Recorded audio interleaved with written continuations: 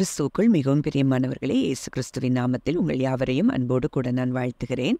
இந்த நாளிலும் தேவன் நம்மோடு கூட இடைப்படுகின்ற ஒரு வார்த்தை, ஏசாயா 44 அதிகாரம் 21 யாக்கோபே, இஸ்ரவேலே, இவைகளை நினை. நீ என் தாசன், நான் உன்னை உருவாக்கினேன். நீ என் தாசன், இஸ்ரவேலே, நீ என்னால் மறக்கப்படுவதில்லை. இந்த வார்த்தையின் மூலம் தேவன் இன்றைக்கு நம்ம ஒவ்வொருவரையும் பலப்படுத்த விரும்புகிறார். இஸ்ரவேலே, நீ என்னால் மறக்கப்படுவதில்லை. இன்றைக்கு உங்கள் ஒவ்வொருவரையும் பார்த்து தேவன் சொல்லுகிற வார்த்தை, மகனே, நீ என்னால் மறக்கப்படுவதில்லை. மகளே, நீ என்னால் மறக்கப்படுவதில்லை.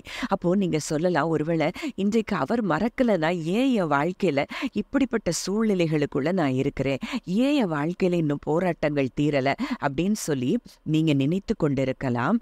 ஆனால் இப்படிப்பட்ட சூழ்நிலைகளுக்குள்ளதான் நம்ம பரிசுத்தவான்கள் பலரும் கடந்து சென்ற நிலைகளை நம்ம பார்க்கலாம். தாவீது ஒருவேளை அவர் அபிஷேகிக்கப்பட்ட பிறகுதான் அவர் கடந்து போன பாதைகள் மிகவும் கடினமான பாதைகளாய் இருந்தது, போராட்டங்கள் நிறைந்ததாய் இருந்தது. ஆனாலும் தேவன் மறக்கவில்லை, தாவீதை மறக்கவில்லை என்பதற்கு அதற்கு உதாரணமே அவன் ராஜாவாய் அரியணையில் அமர்த்தப்பட்ட போதுதான். அங்க தாவீது நிச்சயமாய் உணர்ந்திருப்பார், தேவன் தன்னை ஒரு காலம் கடந்து வந்த நாட்கள்ல அவர் மறக்கலங்கிறத அவன் உணர்ந்திருப்பார். அதே போல யோசேப்பினுடைய வாழ்க்கையிலும் தரிசனம் இருந்தது, உயர்வான ஒரு கனவுகள் எல்லாம் இருந்தது. ஆனால் அங்க வாழ்க்கையில நடந்தது எல்லாம் எதிர்மறையான காரியங்கள் தான்.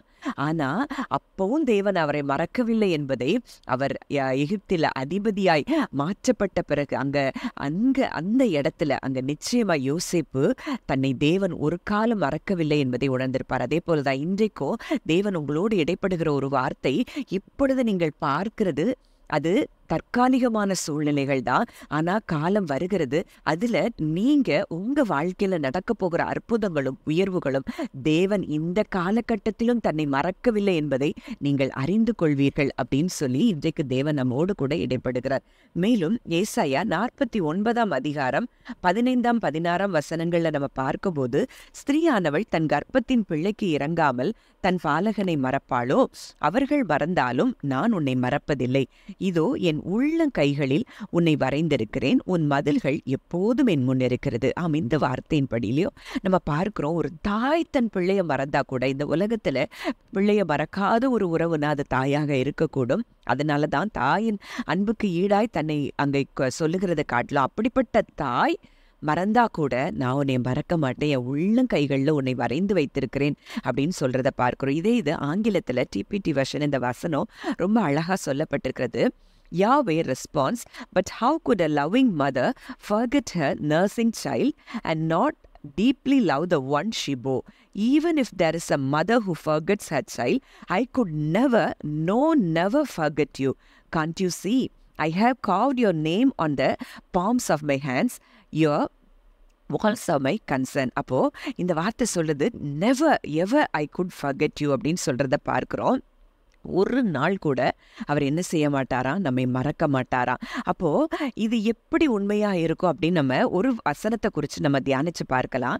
யாத்ராகமம் 16 அதிகாரம் 35 பார்க்கிறோம், இஸ்ரவேல் புத்திரர் குடியிருப்பான தேசத்துக்கு வரும் மட்டும் 40 வருஷம் அளவும் மன்னாவை புசித்தார்கள். அவர்கள் கானான் தேசத்தின் எல்லையில் சேரும் வரைக்கும் மன்னாவை புசித்தார்கள்.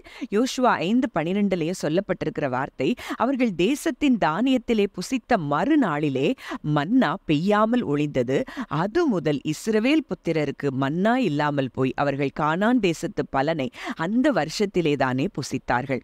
இஸ்ரவேல் ஜனங்களை தேவன் வழிநடத்தி கொண்டு வரும்போது அங்கே 40 வருஷம் அந்த வனாந்திரத்துல தன் பிள்ளைகளுக்காக அவர் மன்னாவை கொடுத்ததை பார்க்கிறோம். அப்போ 40 வருஷத்துல ஒரு நாள் கூட அந்த வனாந்திரத்துல தன் பிள்ளைகள் சாப்பாட்டுக்கு எங்க போவாங்கன்னு அவர் அறிந்திருந்ததுனால அங்க 40 வருஷம் வரைக்கும் நாள் தவறாம பரலோகத்திலிருந்து அவர்களுக்கு மன்னாவை அனுப்பி அவர்களை காப்பாற்றினதை பார்க்கிறோம். அங்க அவங்க முறுமுறுத்தாங்க, அவங்க அவருக்கு எதிராக எத்தனையோ காரியங்களை பேசுறாங்க, செய்தாங்க.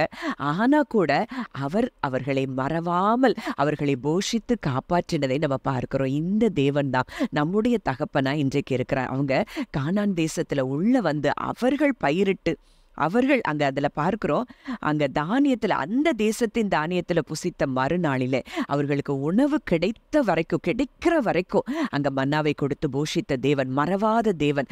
அப்படிப்பட்ட ஒரு தகப்பன் தான் இன்றைக்கு நமக்கு வாக்கு கொடுக்கிறார். நான் உன்னை மறப்பதில்லை, நீ என்னால் மறக்கப்படுவதில்லை என்று சொல்லி நமக்கு வாக்கு கொடுக்கிறார்.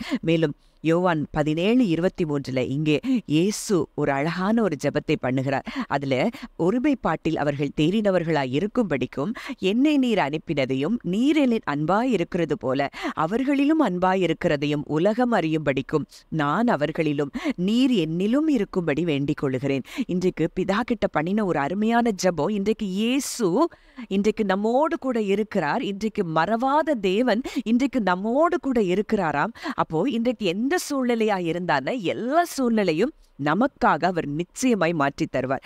இதே வசனம் ஆங்கிலத்துல மறுபடியும் நான் வாசிக்கிறேன்.